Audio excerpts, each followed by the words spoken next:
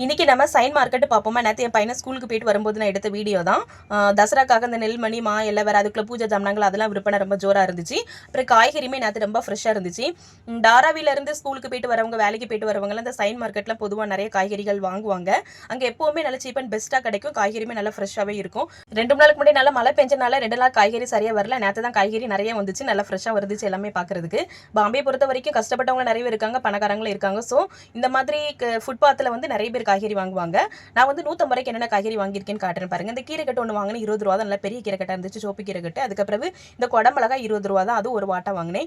இந்த கேரட்டும் ஒரு வாட்டை 20 ரூபா தான்.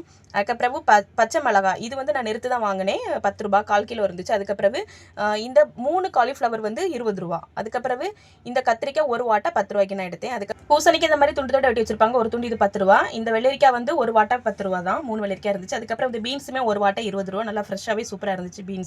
அதுக்கப்புறம் இந்த எலுமிச்சப்பழம் ஒரு வாட்டை 10 ரூபா, 3 எலுமிச்சப்பழம் இருந்துச்சு. நான் 150 ரூபாய்க்கு இவ்வளோ காய்கறி வாங்கியிருக்கேன். நீங்கள் 150 ரூபாய்க்கு இந்த மாதிரி காய்கறி வாங்குவீங்களா? இதோட கூடுதல் வருமா கம்மியாக வருமா? எனக்கு வீடியோ பார்க்குறாங்க, கமெண்ட் பண்ணுங்க. வீட்டு பக்கத்தில் இருக்க கடையில் வாங்கினா கண்டிப்பாக எனக்கு இதில் ஒரு 50 ரூபா கூட தான் வந்திருக்கும். நான் 50 ரூபா சேவ் பண்ணியிருக்கேன் அங்கே வெளியே வாங்கினால. இந்த மாதிரி வீடியோஸ்க்கு என்னோட பேஜை ஃபாலோ பண்ணிக்கோங்க. வேற ஒரு வீடியோவில் பார்க்கலாம். Tata bye bye, see thanks for வாட்சிங்.